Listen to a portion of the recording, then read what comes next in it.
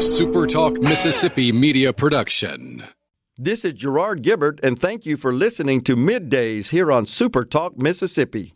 MidDays with Gerard Gibert is on the air. MidDays with Gerard Gibert is powered by C-Spire. Power your home or business with C-Spire Fiber. To learn more, visit supertalk.fm/C-Spire. C-Spire Fiber powers SuperTalk Mississippi.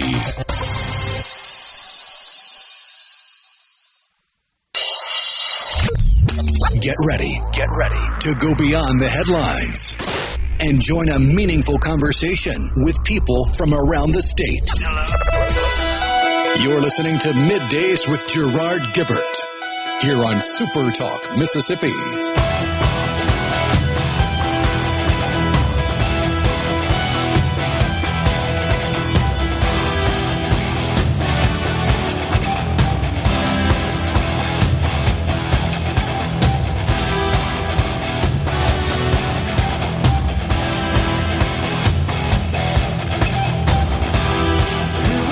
Good morning, everyone, and welcome to MidDays, SuperTalk Mississippi. I'm your host, Gerard Gibert, along with Rhino in the Element Wealth studio, guiding you through the middle of your day with facts, fodder, and fine music. Morning there, Rhino. Howdy, howdy. I just spoke to our colleague, Lance Tolbert. He said that he had to have a canoe to get from the parking lot up to the studio when he arrived this morning, as the torrential rains swept through the great state of Mississippi, especially here in central Mississippi. It woke me up. It was one of those deals where it was just continuous thunder.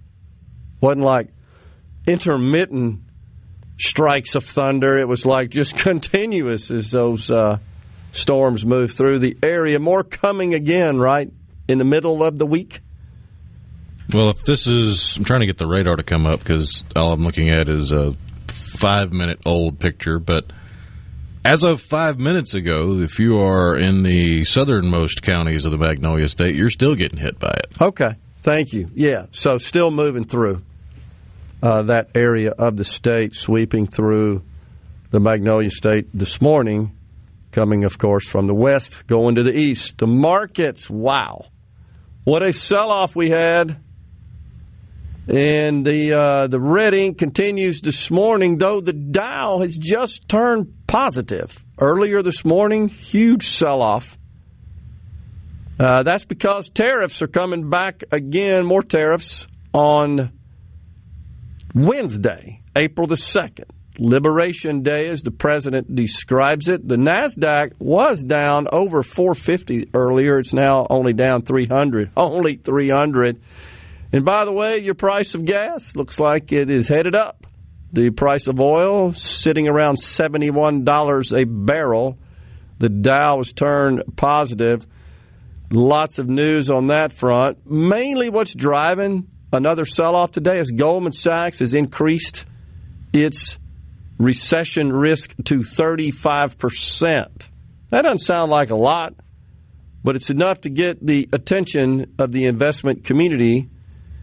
And they've issued the old sell sheets as a result, and that's driving the markets down. I think just a lot of uncertainty going on, a lot of queasiness about Mr. Trump's tariff policies, and he's made it clear that it's short-term pain for long-term gain.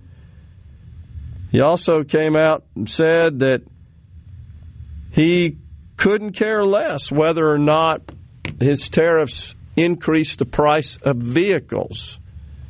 He says, buy American if you don't like the price of vehicles increasing as a result of his tariffs. Now, it's kind of hard to buy an all-American vehicle. Doing a little research on that, about half the 16 million vehicles sold in this country are made here, and of the half that are made here, about half of their components come from abroad. So effectively, a quarter of total new vehicles are fully American and thus not subject to the tariffs. Yeah, even the highly touted Tesla. Yeah, imports a lot of parts. You got some people out there that are saying, oh, yeah, the Tesla's 100% made in America. I mean, it's built in America. Right. But It's only about 75%. And let's be honest, made in America. That's right. And the reason that these automakers, as well as many other manufacturers, shifted production abroad, be it for parts or final assembly, is because of the cost of labor. Now, they don't want to admit that, but it was the egregious demands of labor unions in this country that drove them abroad. You and I have talked about it many, many times, and appreciate you doing the research on this. I've shared it with lots of friends. What do we figure out? $9 a day for a auto worker on the lower end, yeah, Mexico? $8 or $9 a day. And I haven't looked at it lately, but you estimated 20. I said 30 an hour on average for an auto worker. And that's just the base pay. We're not talking about the benefits lapped onto that, which, of course, unions negotiate very, very lucrative benefits, and that's cost to the company. So when you look at the labor cost, you can't just look at if, for example, the average hourly wage is $20, you've got to add about another 25% on top of that for what's called the burden, maybe 30% in some cases. So add another $6, $7, $5, $6, $7, and that's where you land. Well, heck, that's more than an auto worker in Mexico earns in a day per hour, almost 3 times as much. So, of course, that's a major cost. That's why I predicted that the factories of the future, should there be any reshoring, which is the goal here. The goal is to induce these companies to build factories in this country, manufacture in this country.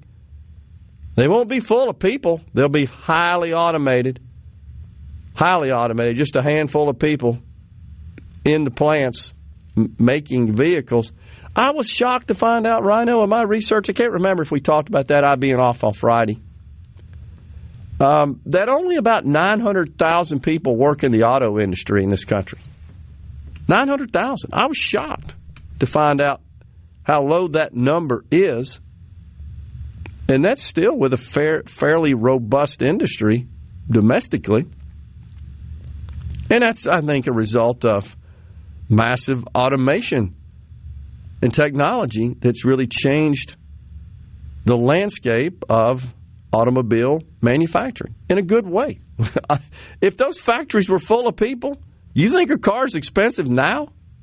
Imagine if people were performing many of those manufacturing tasks as opposed to machines that, by the way, don't get sick, quit, or take vacation.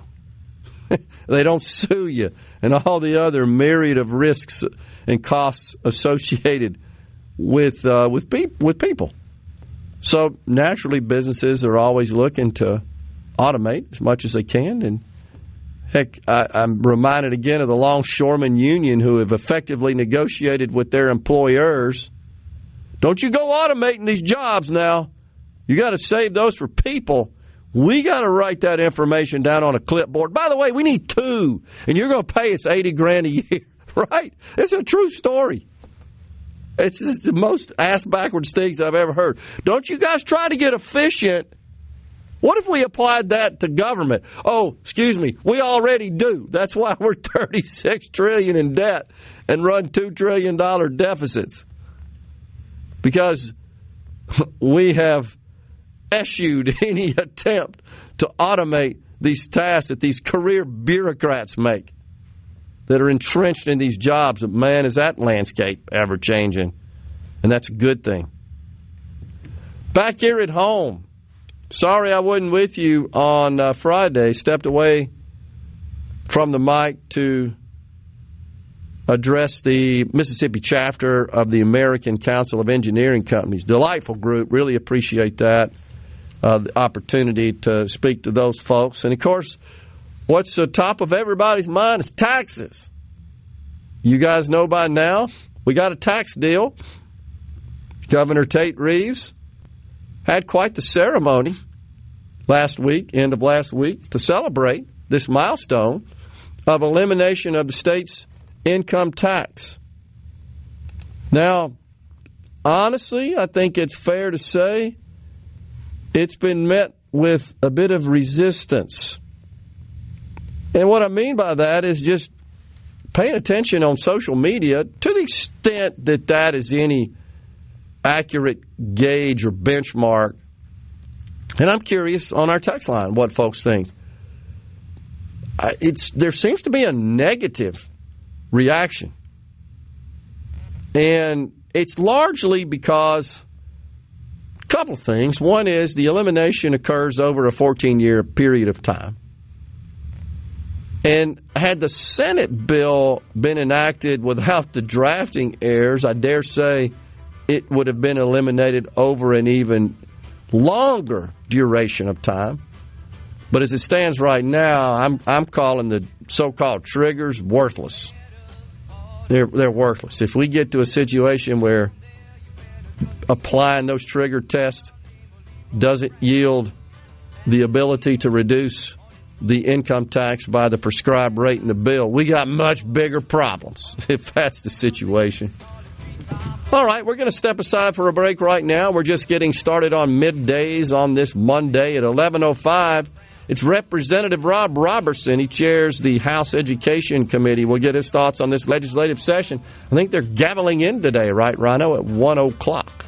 Stay tuned. Coming right back in the Element Wealth studio. And he like his fancy clothes. And he like to wear. This segment of Middays with Gerard Gibert is brought to you by Covington County Hospital in Collins, where your health matters. Now back to Middays with Gerard here on SuperTalk, Mississippi.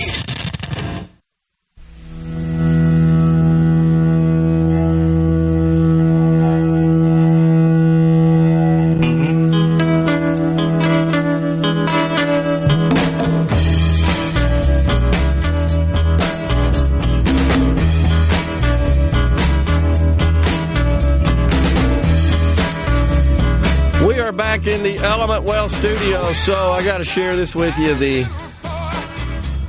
Mississippi House is talking about creating a little band, and so they've approached me about being the drummer.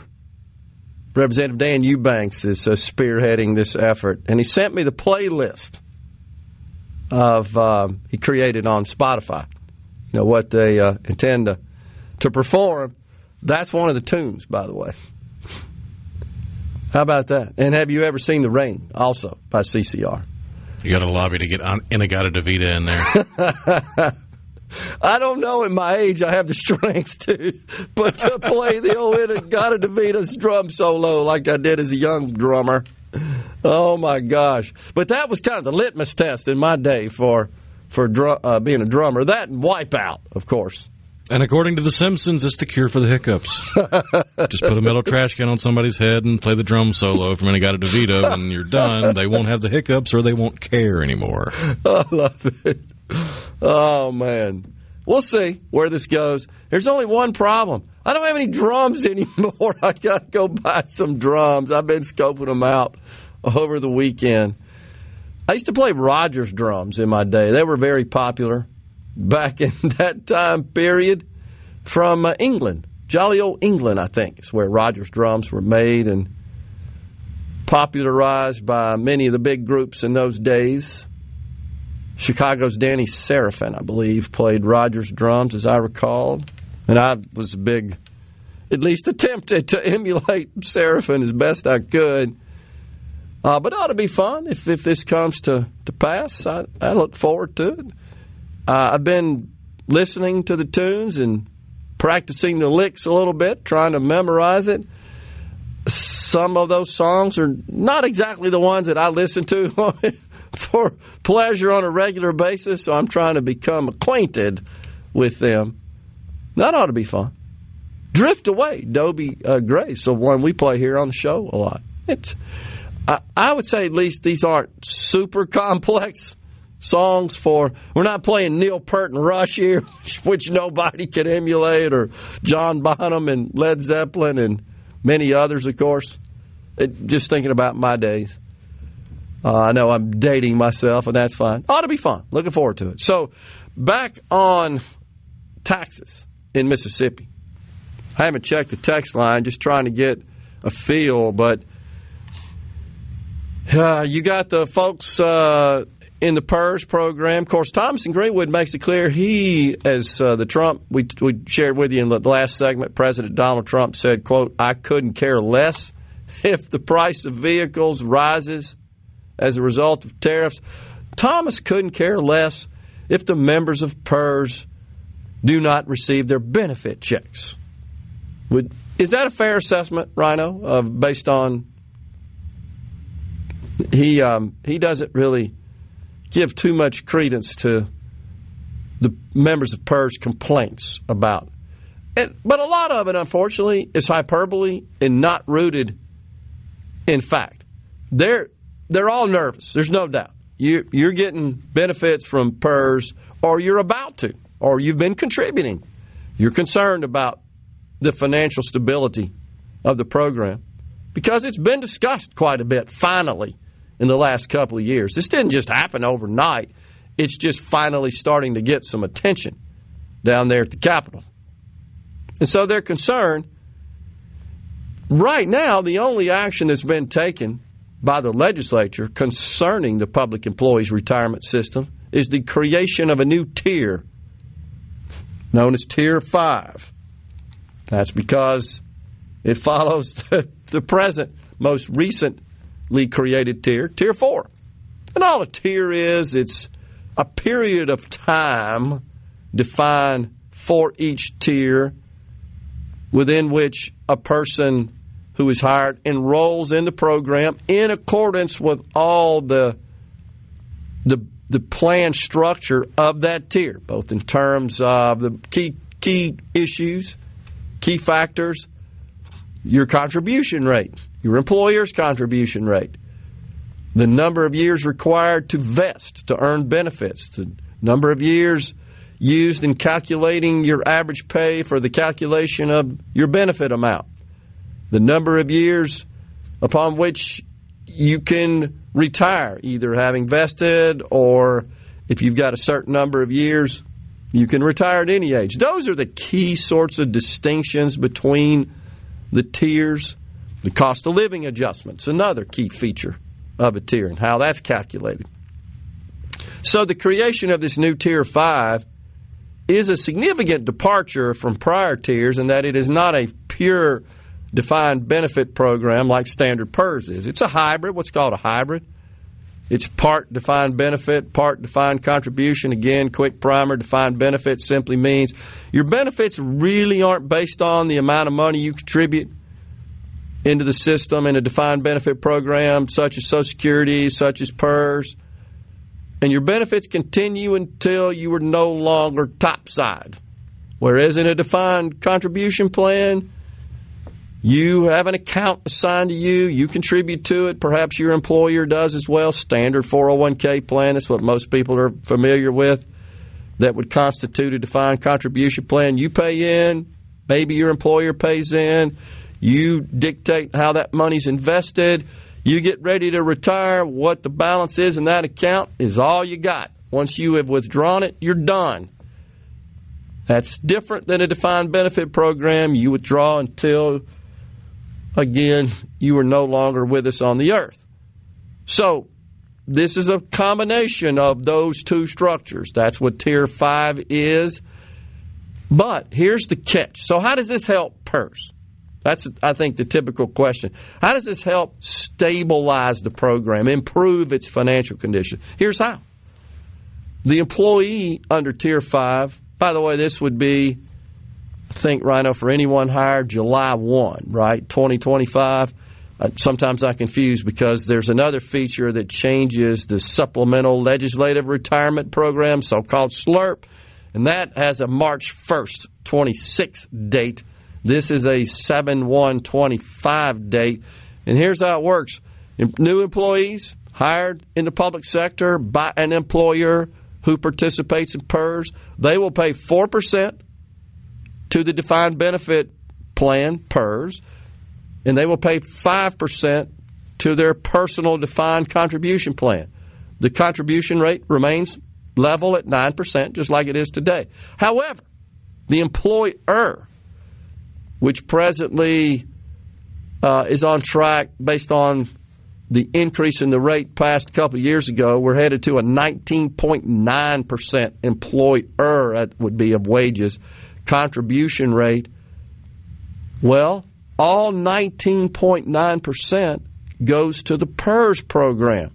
But the employee will only get half the benefits because they're only contributing roughly half of their total contribution to the PERS program. They're going to throw in 4%. Right now they contribute 9%. The employer contributes 19.9%. Under the new program, they're going to contribute 4%.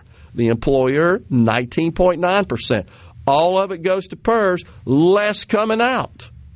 Plus, no cost of living raise in this new tier. The legislature would have to authorize it for those who ultimately retire that participated in this new Tier 5. So that's how. Got more money going in. How many times have I said that on the program? I know people sometimes on social media, they kind of make fun of me on it. And that's fine. I don't care. It's just trying to boil it down to what's just fact. Quit playing with all this complicated stuff. It ain't that complicated. More's got to come in or less got to go out, or a combination of the two. In this particular case, it's kind of a combination of the two. Employers, taxpayers, going to contribute the same amount. When the employee retires, less coming out. Simple as that. So the actuaries do all their complicated, fancy math and say, yeah, once that works out, looks like the program will be fully funded in 2064. Now, that helps. It stops the bleeding is what it does. Because the reality is, guys, every new employee hired today in the public sector puts more pressure on PERS. Every employee, because the contributions and the benefits don't match up. And it puts PERS in an even more negative position with the addition of each employee. So now all new employees go into Tier 5, and that actually helps PERS because more's coming in, less is going out. That was included in the tax bill. So the PERS people feel like that, hey, that really stops short of what's necessary to stabilize the program, and they're right, and I'll get to that. In that respect, they're right. And I'll get to that on the other side of this break here in the Element Wealth studio. It's Middays.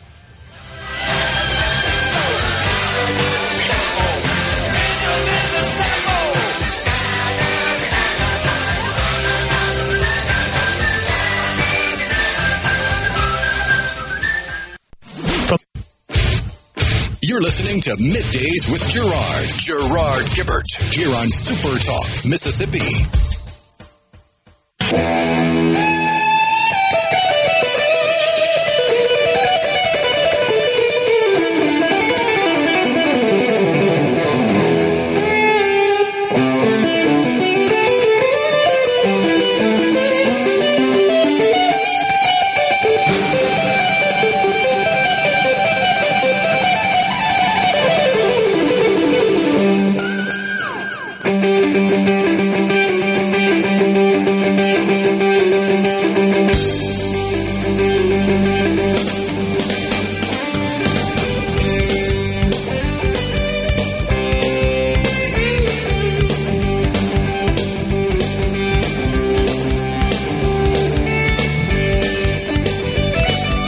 Welcome back, everyone. It's Middays. Thanks so much for joining us. We appreciate it. Yeah, so I tell you, just looking at some of the comments out on social media, Rhino, folks are upset, to say the least, about this tax legislation. Again, it's hard to try to conclude anything from that, whether or not that's represents broad sentiment, universal sentiment. And I'm not looking at just my personal stuff. I'm looking at sites that have large number of followers, participants.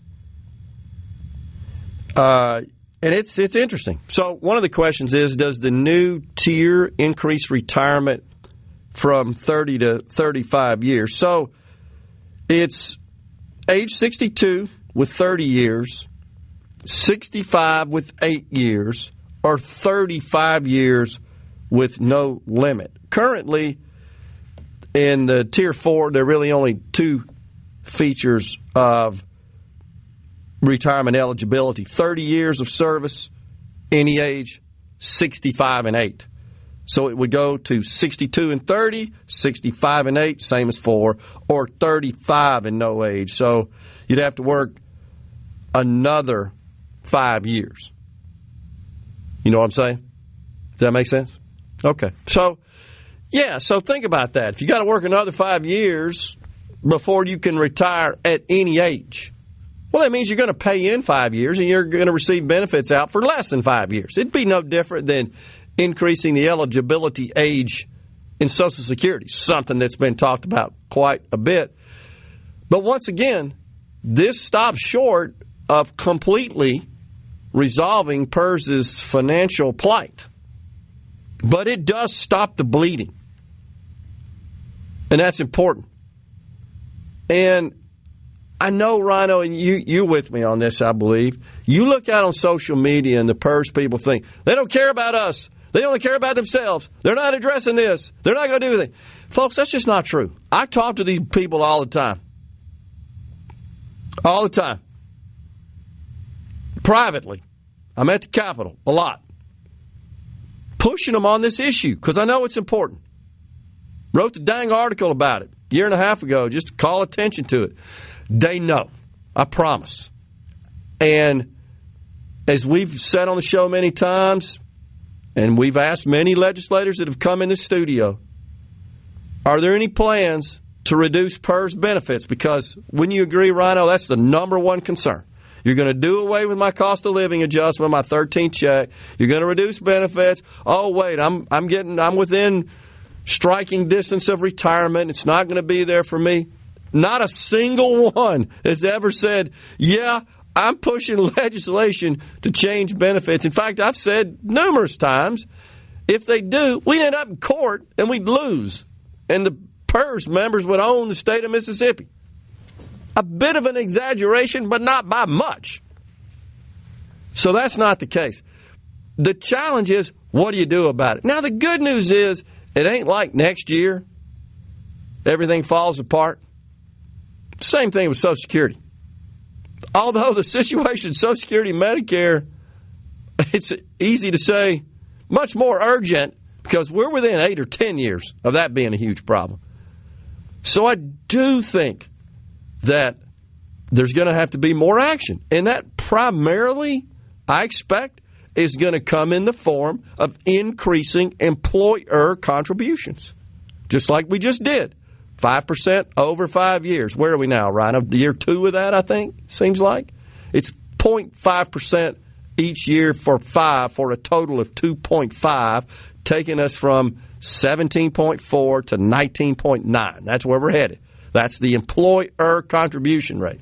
In other words, for every $100 of wages paid to a PERS member, the employer pays $19.90 to their PERS fund. So 20% roughly of their wages is an expense to PERS for an employer, plus Social Security, plus Medicare, plus unemployment, plus workers' comp.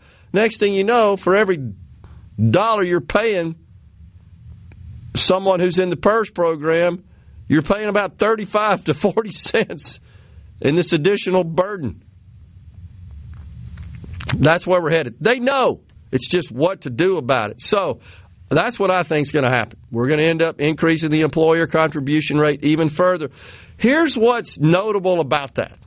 I know everybody out there, including me, says, hey, we need to think about cutting spending.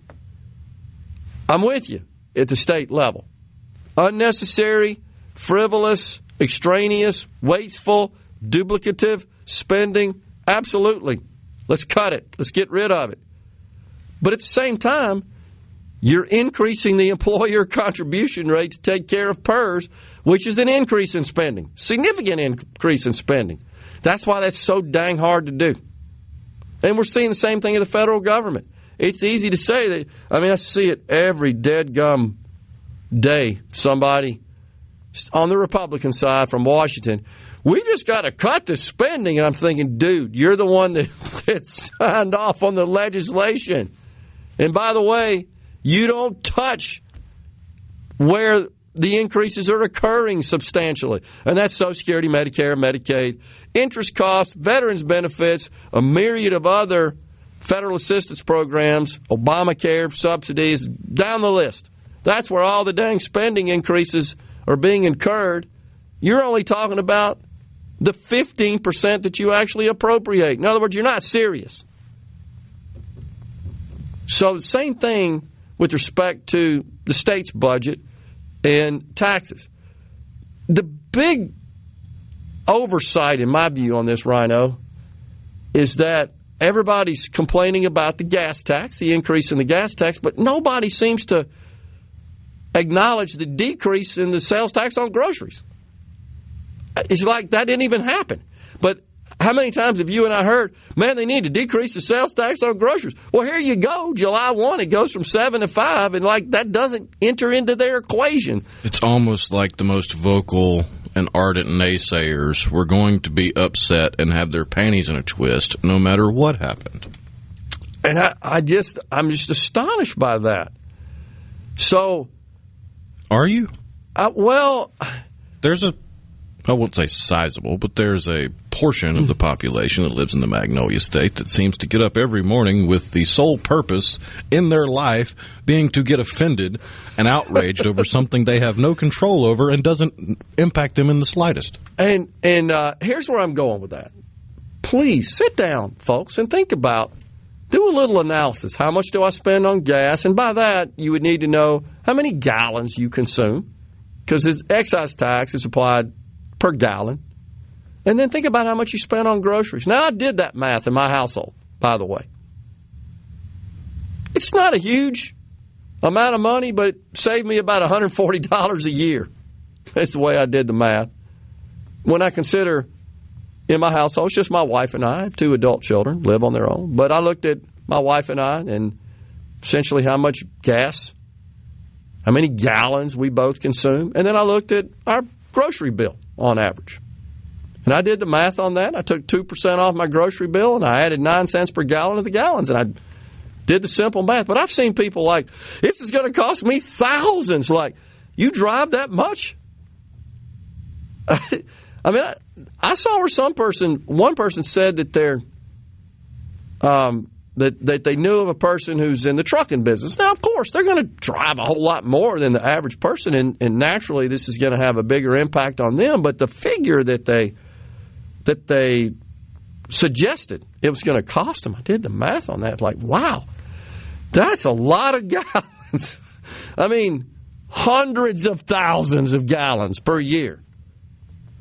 Just sit down and do the simple math before you jump to conclusions. And this is not defending or advocating for one or the other. I'm just saying figure your situation out, because I know and I appreciate retired people in our state who have earned their benefits and worked their lives, and now they're comfortably retired and they're receiving income as a result. And that income, retirement income per se, is not subject to income tax. So they look at this and say, well, you're not helping me, but we are decreasing the grocery sales tax, though we're increasing the sales tax on, or the excise tax on fuel. Do the net of that. I bet you'll find most of you probably net benefit, unless you travel a lot. Now, everybody's situation's different, and certainly we appreciate that. And if it's not, it's probably pretty close to a wash, no change. And then, of course, the other complaint is, wow, I got to wait 14 years for the income tax to be eliminated. We'll talk about that a little more on the other side of the break. Stay with us. Patriot. You're listening to Middays with Gerard here on SuperTalk, Mississippi. I needed somewhere to hang my head without your news. You gave me something that I didn't have, but had no use. I was too weak to give in, too strong to lose. My heart is under arrest again, but I break loose. Welcome back. It's middays, SuperTalk, Mississippi. Widest PERS, this is Wiley Walker from Newton. Widest PERS pay retiree benefits to incarcerated persons when Social Security does not pay these. Well, first I would say, how many dang PERS people do we have that are incarcerated? That's kind of disturbing. The second thing I would say is, yes, Social Security, it is true, their benefits are suspended with a criminal conviction. If they're incarcerated for more than 30 continuous days for a criminal. However, if benefits are going to the spouse or the children, they still flow. They still remain eligible for those. With respect to incarcerated persons, my guess is, Wiley, that when the laws that created the PERS program were enacted, they just didn't think about people being locked up. I could be wrong. I don't know. Maybe that was intentional. But how many people is that? Surely that can't amount to a whole lot. We got bigger problems, I would say, again, if that's the case. Oh, boy. Let's see. So, yep, somebody's not happy with what we're talking about here today. So, the president has said that he's up for a third term, and he says he thinks that he can skirt the Constitution or figure out a way to get around the Constitution to do so. He's talking about being elected as the vice president to a president, J.D. Vance, and then J.D. Vance resigning, and then he taking over as the president. That's what he's talking about. Yeah, I think so, too. But he says also don't think that's... I think in order to run for vice president, you have to technically be able to be the president. Yeah. Which, if you've served 2 terms, you cannot technically be the president anymore. Yep. That's exactly what it says. But he says that... the only way you can get more than 2 terms as a president is if you take over a term, not... Take over a term before your term served or elected, not after. Yeah. Agree. But it's going to drive people crazy on the left, and they're going to lose their minds over it. Yeah. Why? Let's see. There was another question. Bubba says, I'm not upset about the increase in the gas tax, and thankfully for the 2% decrease in groceries, but what does upset a lot of people is that they're taking credit for doing away with state income taxes. Call it what it is. It was never about state income taxes. Well, it is going to be eliminated. It's just over a period of time. I mean, out there on social media, vote them out. Jackson needs a good cleaning. The bill law looks like proof that the citizens of Mississippi have absolutely no voice in Jackson. Hopefully these 4 years will go by fast or people will wise up. Send them packing. I mean, it's just the whole Tier 5 is going to be awful for all jobs that fall under PERS. Time for our state employees to start planning a visit to Jackson and let the masses be heard and encourage our leaders to take action towards ditching Tier 5 and funding PERS. Nothing but a shell game and hurts all employees and departments, blah, blah, blah. So, unbelievable, the response. Bo in Indianola. Now, Bo, are you in the trucking business? He says he consumes about 400 to 500 gallons a week. So, that works out to what, 20-something thousand gallons a year, I guess? But aren't you in the trucking business, Bo? I mean, it's a little different. You're not the typical resident, the typical motorist. Yeah, but even if you take, 500 gallons a week, 9% or 9 cent increase, you're looking at what? $5? Less than $2,500 over the span of a year? Right.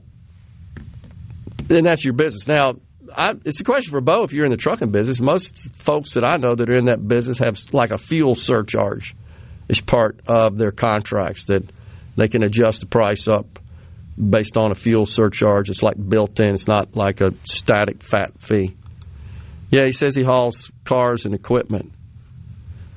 So this will put us, I think, second only to one of the neighboring states in terms of our excise tax per gallon. So, let's see. What is something else? I'm offended at them being offended. I thought 20 years retirement for state employees depends on the tier, Ricky. Depends on the tier. I just cited for you the tier, the present tier, which is tier 4. Just cited that for you. And that is 30 years. There are prior tiers where you're right. It was fewer than that. Does the state not match the 4% contributed by employees to the private plan like in the private sector, or does the part of retirement the state pays essentially the match? Yes. So the state does not, under Tier 5, the employer will not match the 5% going to the defined contribution plan. It will contribute the full 19.9% as it presently does to the PERS fund. Employers have the option, if they would like, have the discretion to contribute to the employee's defined contribution plan. Coming right back after Fox News and SuperTalk News with Representative Rob Roberson.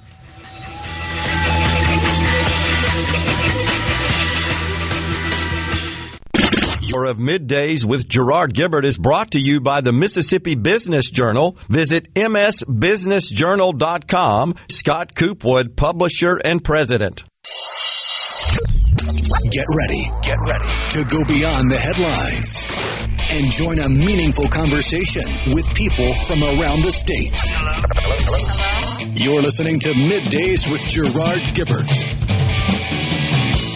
here on SuperTalk, Mississippi.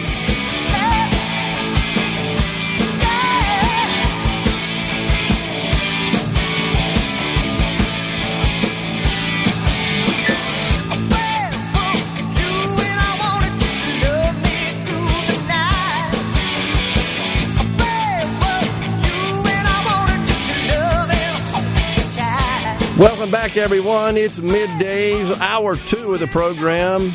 It's a short show Monday. Ricky Matthews, Super Talk Outdoors, comes your way at 12:05. But right now, it's Rob Roberson. He's a member of the Mississippi House of Representatives, represents District 43, which includes Octibaha and Winston County, serves as the chair of the House Education Committee. Representative Roberson, good to see you, sir. Good morning. How are you? I'm doing fantastic. So, let's see, what time you guys gaveling in today? 1 o'clock? Or 1 o'clock. 1 o'clock. That's what I thought. Yeah. What do you expect? Of course, the House did not convene over the weekend. The Senate did. They I think, came in for a little while on Saturday. Of course, we're at the point of the session with sine die approaching this Sunday, April 5th, where you guys are trying to get the revenue and appropriations bills all squared away and to the governor. Where does that stand right now, to your knowledge? I think that we'll probably get it done this week. I think one of the things that the Speaker really wanted to emphasize is we've been here for 3 months. I mean, I don't know that being here on a Saturday and a Sunday it was going to do any more than being here on, Monday, Tuesday, Wednesday, Thursday, and Friday. So I feel like he's just trying to send a message that, we should be able to get these things done during the time that we have. And I do believe that we will. I do believe that in the past we've always had a conference weekend, but I think sometimes we need to look at ourselves and say, we should be able to get this done in a reasonable amount of time. Yeah. It's one of those things where I know you got to get legislation passed to understand the total spectrum of inputs to the budgeting process, but you kind of wonder if we ought to reverse the sequence and do the revenue and appropriations at the beginning of the session and spend a whole lot of time focused on that instead of this kind of rush that it always feels like, towards the end. It really does feel that way. I think that having all of this done on the front end probably would be a smart move. However, a lot of times the projects aren't going to be finished up as far as getting the information in from our communities. So a lot of people would probably like to keep it the way it is. But I think, frankly, doing it in the beginning, kind of knowing what your numbers are from the get-go would really be a lot easier than what we end up doing here at the end. Yeah, I agree. Give us an update from your perspective on education. You being the chair of the Education Committee, what were the accomplishments? Let's start with that.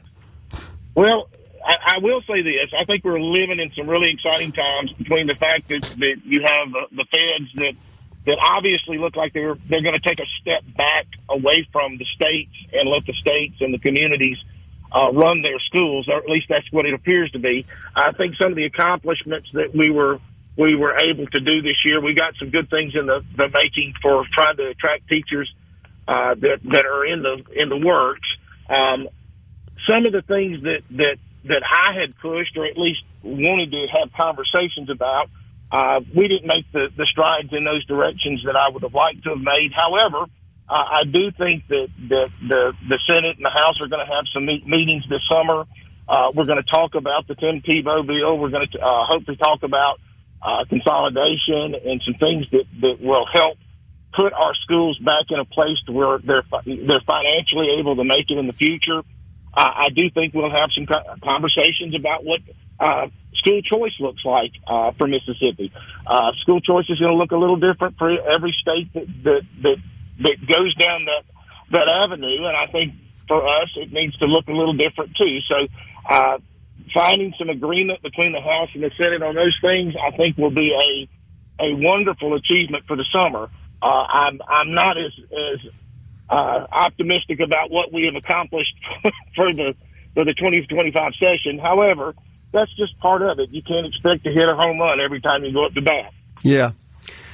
What about our teacher pay, Representative Roberson? Are you concerned about that? I note that the neighboring states, of course, that we often compete with for teachers are busy increasing the pay for their teachers somewhat. Where do we stand relative to those adjacent states these days? Oh, goodness. Trying to run down the southeastern average is really like trying to chase down a moving target. And anytime we move, they move, and which is not a bad thing for teachers. I think that's a wonderful thing that we can do.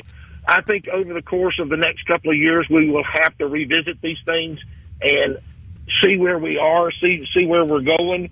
I'll say that the changing our retirement system has probably not been the most beneficial thing for attracting teachers or frankly, police officers or anybody else to the public service. But I think, to shore some of these things up, we had to do what we did this year.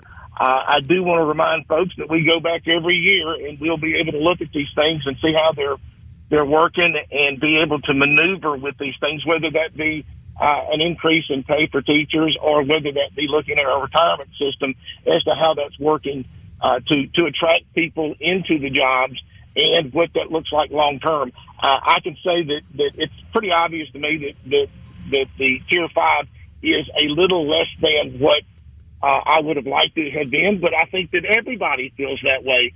And sometimes when you're trying to stay within a budget and you're trying to keep a system afloat, you have to make some pretty hard decisions. And I do appreciate what the members of the board for our retirement system, what they asked us to do, and those were some hard decisions, and we were able to do those this year. But I do want to remind everyone, we will be coming back every year looking at these things, and hopefully as things get better, we'll be able to make things better.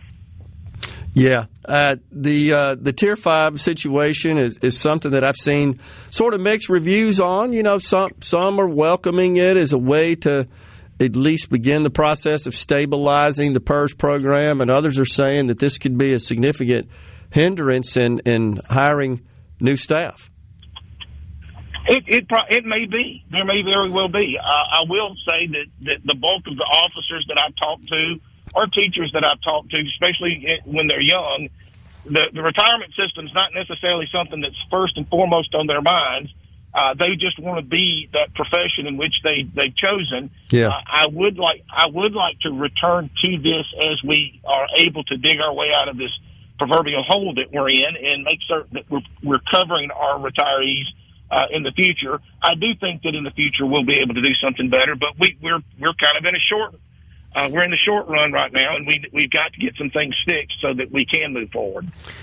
Yeah, and of course, the Tier 5 creation with the governor's signature on HB1 last week, that is really the only action we've seen on the PERS program. Before you guys get out of there this year, do you expect perhaps another lump sum transfer to the fund?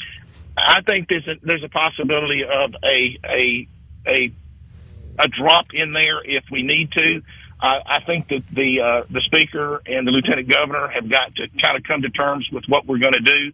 I'm still like you. I wish we would have these conversations in January and February instead of waiting until the end of March and 1st of April to do this. But this is just a part of the process. Yeah. And I think we have to work with what we got sometimes. Yeah, you're right. Let's talk about we're up against a break. Can you hang around with us for another segment? We got about a couple of minutes left. We keep talking on the other side. Are you good?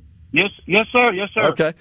School choice. Wanted to get back on that again. You have done an enormous amount of work in your chamber on this issue and been involved in authoring legislation, anything from just basic open enrollment, portability, public to public, all the way through universal school choice. But once again, we come away with drilling a dry hole here. What's the issue in the Senate, do you feel, that's precluding anything from happening there? I think a portion of this is that you have such an array of opinions and no one can come to a full understanding of what they want to move forward with. I think that's part of it. I have a tremendous amount of respect in my Dennis DeBar, my president on that side. He's. I think a lot of times he and I agree on where we would like to go, and it's just hard to move a larger group of people in that direction, especially whenever you do have certain schools that are doing well, and no one wants to harm those.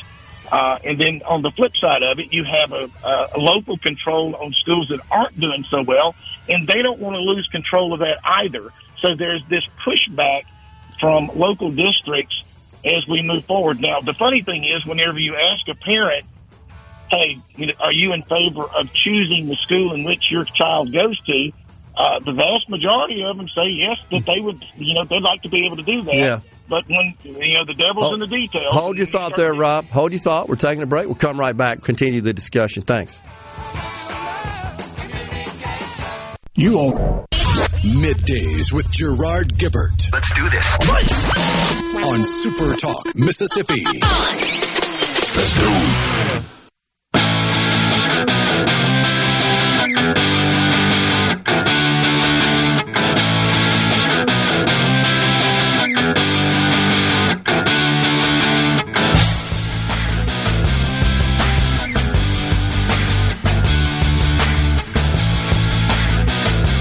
We're back with you in the Element Wealth studio. We're visiting with Representative Rob Roberson. So let's continue that discussion, Rob. You were talking about your discussions with your counterpart, Senator Dennis DeBar, chairs the Senate Education Committee over on the Senate side. And while I don't expect you necessarily to comment, I mean, in my experience over the years, just advocating for various school choice measures, I don't think he's ever even brought one up in his committee. He generally just dispenses with them before they even get any discussion. It just doesn't feel like there's any interest over on the Senate side to really passing any form of school choice measures. I think on the outside looking in, it could look that way. I think that sometimes it comes down to whether or not the chairman thinks he can make any hay on the floor whenever he gets out there. Yeah. I do think that if we could have some meetings this summer and let us all sit down and look at what we think the numbers will be, where this will go, I think that would be easier for him to get his people online with what they want. I really do. I don't want to ever suggest that they're not looking at these things, because I do think that they're wanting to make everything better and move forward with a more of a progressive idea of what this will look like for the state. But on the same token, I mean, we are dealing with two different chambers, and my people are way more interested in flushing these types of things out than I think necessarily maybe the Senate may be. But that's sometimes they're ahead of something that we're not. So I don't want to put too much dispersion on that. Yeah, okay. All right, appreciate that. Fair enough. So let's talk about something you and I have discussed a couple of times down at the Capitol, and that's the notion of consolidation of school districts. You had a measure that I think would require that, and then that got somewhat amended to essentially just establish a task force to really dig into this situation. What are your thoughts on that? Where do we stand? I think that the task force itself is dead just because of the bills that died. Yeah. However, we don't have to have a task force to go look at this stuff. I've actually got MDE to start pulling some information for us to see what this looks like across the state. I do think we need the numbers. We need to know how many of these schools are doing well, how many of these schools are not doing well. What is the population? You cannot run a school district on 500 to 1,000 kids. You just can't. And for whatever reason, we have a lot of your superintendents out there have the impression that, we would rather, just put more money into it than not. Now, I have heard the argument, we don't seem to have a problem with it when it comes to the schools that we created outside of the regular public school system. However, I think everything is on the line. When you're looking at school districts and whether they are supporting the kids, and which is what they should be doing, then it really doesn't matter what direction it goes in. We just need to make certain that the money that we are providing for them is being used exclusively for educating these kids and not just pumping administrative costs up and moving forward in that direction. We've got school districts with superintendents, several assistant superintendents. Then we have principals and assistant principals. And by the time you spend all this money in a school district, especially if it's a really small school district, you haven't done anything that's going to create anything but jobs for the adults, but we're not educating these kids the way we should. So I think getting these numbers from MDE, getting some help learning what this looks like, and I would love to see us go to 82 districts, but if we only get to 100 districts, I'm going to say that's a success. We just got to keep whittling these things down until we have something that works for the state. Whenever you look at other states and the superintendents they have, they can cover 10,000 kids in one district. We seem to have a hard time if it gets over 3,000 or 4,000 kids. We seem to need more and more administrative costs, and I think that's something we should be pushing back on a little bit. Yeah. Well, I know the speaker seemed to be pretty excited about such a project, but it just kind of fizzled out. Nothing happened. And I think I can honestly speak for a large number of Mississippians who believe that we have excess costs associated with administration of education in the state and an outsized amount of dollars flow into administration and not going directly into the classroom. I think that's a fair assessment, and I think the good superintendents out there would agree with that. I spoke with a group of superintendents last week, and these are some of the best for the state, and they didn't disagree that some of this didn't need to be looked at. They're a little nervous when we talk about consolidation or when you talk about school choice. However, they're thoughtful people, too, and I think when it's all said and done, a lot of your professionals in that world, especially the really good ones, I think they're excited about moving forward in the challenges that are to come. They didn't become superintendents because they were.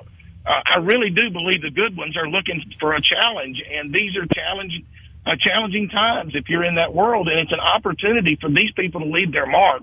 So I want to encourage the good ones out there, the good superintendents, get involved, stay involved, and keep in touch with me and Dennis both whenever it comes to these things. Yeah. The lieutenant governor is also a person, of course, who has very strong control over the Senate, which is the way our system works. I'm not saying that he's unique in that respect. You've been around the building long enough to know that. That's how it works. That's right. Right? Yeah. I mean, plus he's elected, so he's not subject to being elected by his membership there in the Senate. He's elected by the people at large. He's not a big fan, you know this, of any kind of education freedom. And in particular, he's made it very clear he opposes the allocation of any public money to private schools. He has concerns about that. Do you think there's any chance for the duration of his tenure that we might even get to that level? I think there's always the possibility of getting there, but there's so many different routes to this, and one of these routes, and this is one of the things that some of the superintendents I talked about, if we put a situation out there with school choice, and if we came to the middle where the public schools had less regulations on them and the private schools had a little more regulations on them that would meet them in the middle, is there a possibility that we could get a deal on something like that? Now, one of the reasons your private schools don't want to take this money is they don't want to be allocated with the same things that the public schools have to do. And my mama used to tell me that what was good for the goose is good for the gander, and I would like to see us come to the middle and reduce some of the requirements that our public schools are having to do, and that's really special in the fact that we're looking at what the feds have done, sending this back to us. If testing is a problem that we have, that we're over testing, let's sit down and have a conversation about that.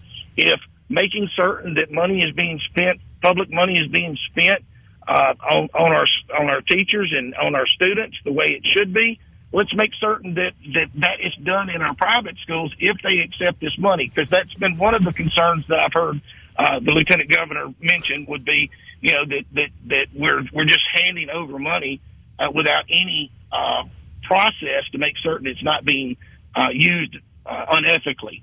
And so I do believe there's ways that we can get there. It just is a matter of how do we approach this and what conversations do we have to make this happen. Yeah. And I guess I would just respond with that thought that, hey, look, the market will sort that out. If folks are looking to use their state allocated per student funding to help with a private school education, and that doesn't improve the educational outcome of their student, well, then they'll go back to the public school. I mean, the market is going to figure that out. We don't need government to come in and regulate that, in my view. But I get that that's a concern, and I think what gets lost there is that we're not talking about just this big pool of public money. We're talking about the amount that's allocated for that student and just giving the parent some latitude and control over how that gets applied to the proper setting. If I were a superintendent and principal of a good school, I would welcome the challenge from any school for that. So I agree with that analogy. I think the good schools out there are going to flourish. Someone asked me what's going to happen to the bad schools. Well, the bad schools are not going to survive. And that's just a reality. Yeah, I agree with you. It's amazing what a little competition and a little choice would do to motivate and inspire, and I think produce much better educational outcomes, even in the public schools. That's the piece of this that often gets overlooked. We got to go. We certainly appreciate you joining us today. Representative Rob Roberson represents District 43, and I know you guys got about an hour and a half. You'll be down at the Capitol. Appreciate it, Rob. Thanks, man. Yes, sir. Thank you. Y'all have a good one. You too. Coming right back in the Element Well studio.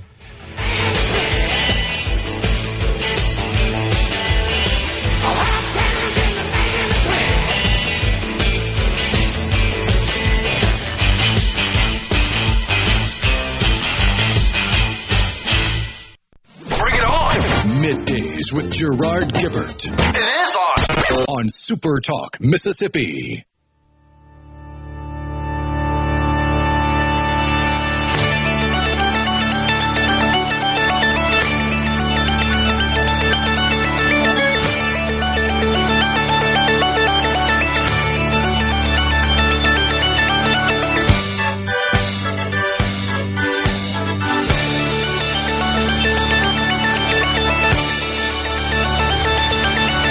Welcome back to the Element Well studio. It's Middays. Mo says a couple of things. Let me go back here. He said something about doing the math. I thought he did. Maybe I missed it. Yeah, he says we go through a tank of gas, about 18 gallons a week. We spend on average $200 a week in groceries. Definitely works out for us. So he did the math there that we were talking about earlier. Also sent us something about, who's this? Flat Rock School District? That's in Alabama. 64 students. Yeah. And someone sent us something down here about, Jim from Ripley, Tippah County, his 2 districts might have 500 students between the 2. I think it's just under 500 in each, Jim. But you're right. And I can tell you, I've actually had a discussion with Representative Rob Roberson about the prospect of combining those 2 districts just because they're so small and losing population, by the way, which is a huge problem in the state of Mississippi. In some areas. Some areas are growing, some areas are dropping population, experiencing a decline, but you still got the same overhead and apparatus associated with the school district. And we've talked about that. And, of course, that's met with strong objection, as you can imagine. And that's what's hard here. And I can tell you, it's not universally supported. It just depends. Almost nobody wants to lose their district. I mean, I think that's pretty safe to say, we'd like to go combine with another one, because when you do that, of course, you no longer have 2 different school boards that are elected by 2 different sets of people that are likely implementing perhaps, 2 different approaches in governing and orchestrating or administering, I should say, the schools in that district and the education. So I'm for it. I think there's lots of opportunities to consolidate in the state. I think it needs to be done methodically and somewhat surgically. I'm not so sure that just a declaration that, hey, look, we're going to have 1 district per county. I don't think that would be publicly popular. I would encourage you, wherever you live, to think about what that would look like in your specific counties. Now, if you don't have children, you probably don't care. Maybe you don't. Maybe you do. But I think a lot of people, parents with children, would object. I know in my home county, they certainly do. They object to the prospect of Madison County school districts combining with Canton. In Hinds County, the biggest in the state, Jackson Public Schools, you talk about combining Jackson with Clinton, for example. Nearby Rankin County, you would have Rankin County forging together with the Pearl separate school district. So, of course, you wouldn't have but 1 back office apparatus, not 2. I'd caution against assuming you could just eliminate totally 1 and transfer all that workload to the one that remains. It's going to land somewhere in the middle. Still represents a net savings, no doubt about that. And then you'd have a much more diverse school board representation as well, and that may or may not be acceptable to a lot of people. Adam in Baldwin says, I'm all for consolidation, but like Baldwin has its own school district, the town, Prentice and Lee counties. Not following that. Elementary schools in Lee and middle and high school are in Prentice. Lee County, though, that's Tupelo. So, not sure what they're talking about there. But that, no doubt, that you get into these sticky, thorny situations when you talk about consolidating school districts, for sure. Joe in Quitman says that Mr. Roberson was on Richard Cross. He said travel could be part of combining schools, not just a district administration. He's absolutely right. That's an issue when you think about a county having 1 district and 1 set of schools. I mean, but that doesn't mean that necessarily that you limit the number of schools. It just means you limit the back office. But that has been expressed as a concern when you start talking about travel. No doubt about that.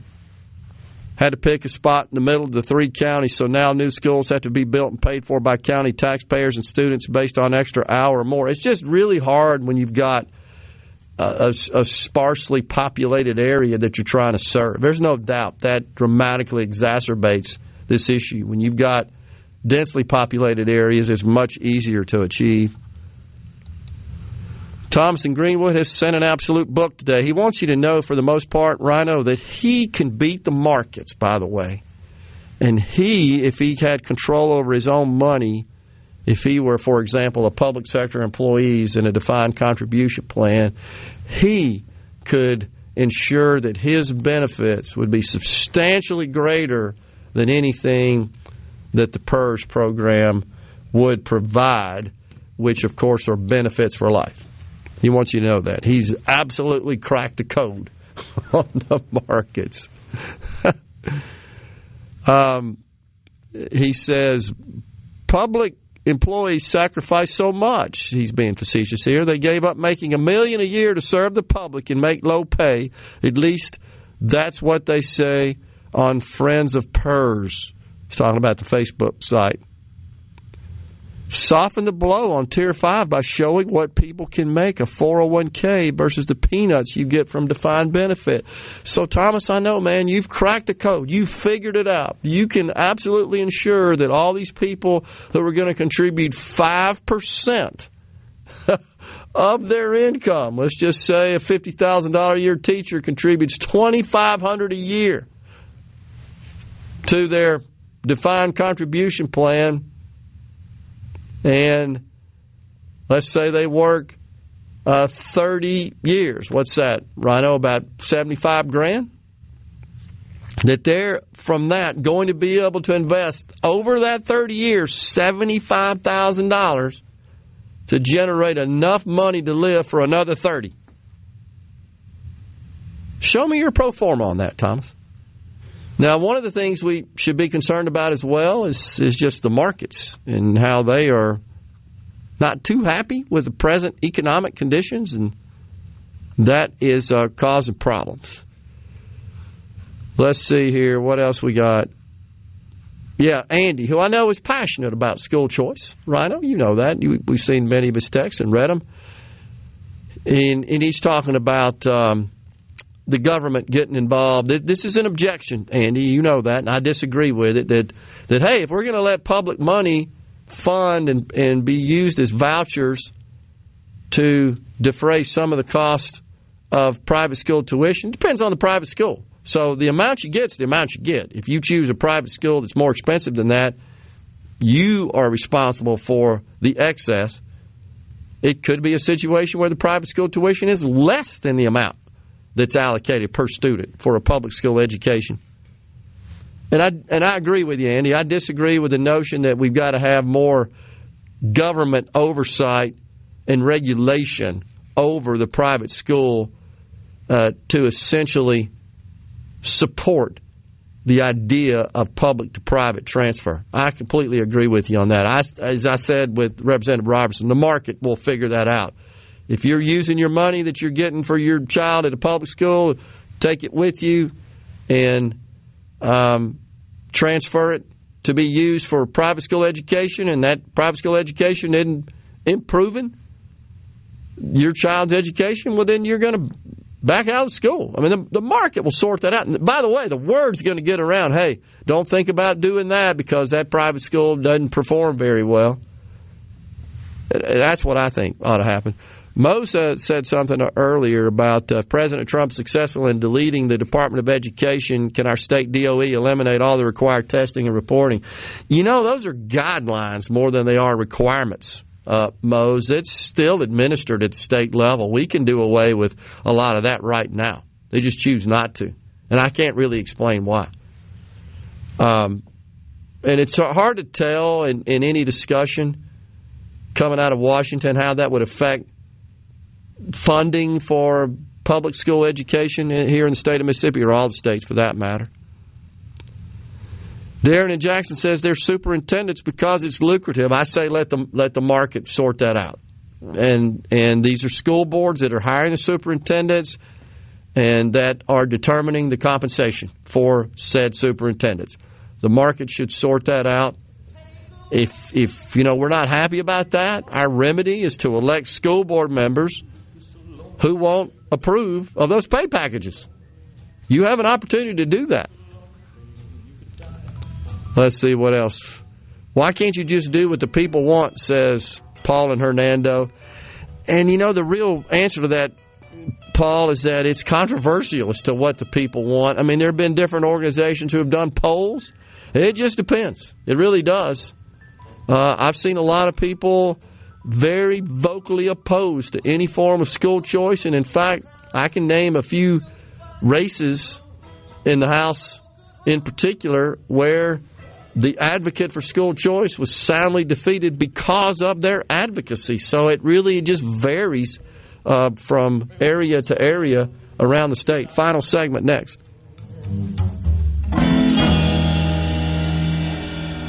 If you're Are we going to do this? Middays with Gerard Gibert. Keep rolling. 3, 2, 1. On SuperTalk, Mississippi.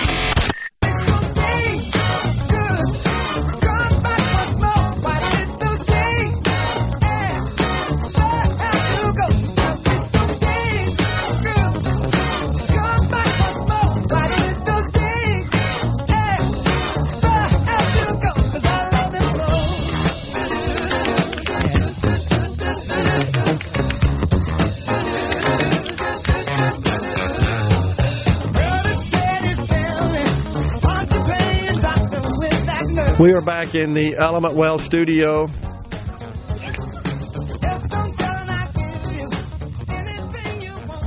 I don't care if they hire or fire people in the Mississippi educational system as long as the kids benefit from any actions done. That's Kevin from Brandon. Yeah, I think most people would agree to that.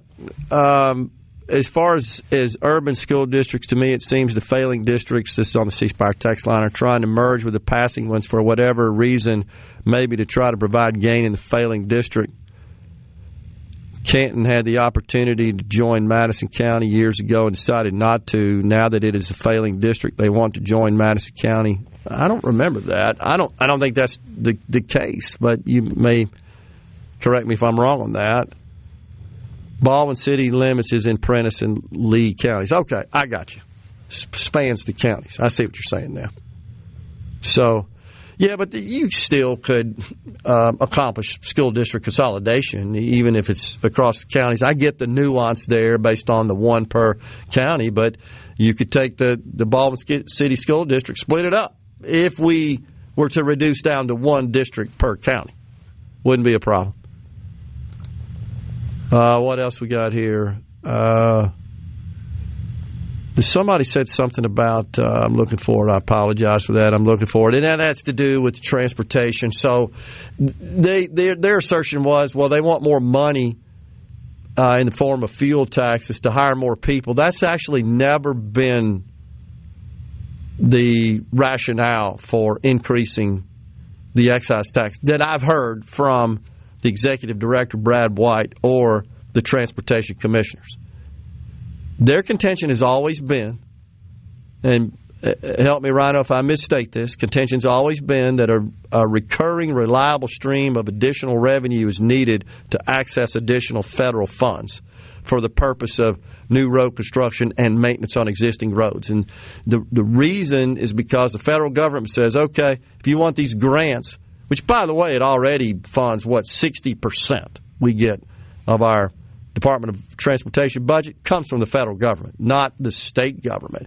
But what they've always said is if you want to apply for grants, you have to show as part of that application process you state have a steady stream of revenue to maintain these new projects, right? That's what we've heard. Yeah, the way I've heard it analogized. Yep. Is if you're going to the bank to ask for a loan, what's your better angle? Walking in with a one-time payment you just got from your last job, or walking in with a pay stub saying you have gainful employment to get a loan from the bank? They want to know that you're going to continue with this, that you're serious about it, that you didn't just move stuff around. I quit my job, I got this, give me some money. Same thing with the federal government. They don't want a one-time appropriation to then send money down. They want it to be, all right, this is y'all's plan going forward. This is the money you've set aside for it. We're going to help. And the point there, that's how we have filled the financial gaps over the last few years, is just by cutting a check from other funds. You guys likely don't see that because it's not really part of the budget, if you will, because it's what's called a balance sheet transaction, just a transfer of cash from one fund over to another fund. So it's not an expense. in the way you would think about it as far as general fund spending is concerned. Yeah, it was Greg from Newton. And that's just not true, Greg. And don't want to be argumentative with you here or confrontational, but and it's not true as far as what the transportation commissioners and the executive director have said. They've never said, certainly in our discussions with them, that they want to go hire more people. And you're absolutely right in that the vast majority of the construction and maintenance in the state is outsourced, is contracted, and those costs have gone up sharply. And one of the issues is I'm told there are only like 4 that routinely submit bids as requested by the Department of Transportation to do the work, and because there are only 4, they're able to charge higher prices. I mean, their margins are up because the competitive landscape is not as significant. So that's one of the issues that's plaguing us. We currently have the 49th lowest fuel tax in the country. This would put us in the top 25. This would kind of leapfrog us, the 9 cents that we're talking about here. And, of course, the excise tax that's presently in place has been there since 1987. So I'm just passing on. That's not an advertisement in favor of raising the gas tax. It's just sharing the facts around that issue. Yeah, on the C-Spire text line, talking about school choice, this money doesn't belong to the government. Yeah, I agree. I think giving parents latitude over how the funds allocated to their child or invested in the proper school choice setting makes total and complete sense. Why don't the conservatives in our legislature act like conservatives? We could accomplish so much if not for the lieutenant governor. That's Darren in Jackson. He would call himself very conservative, Darren. In fact, he's going to be on the program, I believe, tomorrow. You'll want to tune in for that. We're out of here today. Back with you again tomorrow. Until then, stay safe and God bless. A SuperTalk Mississippi media production.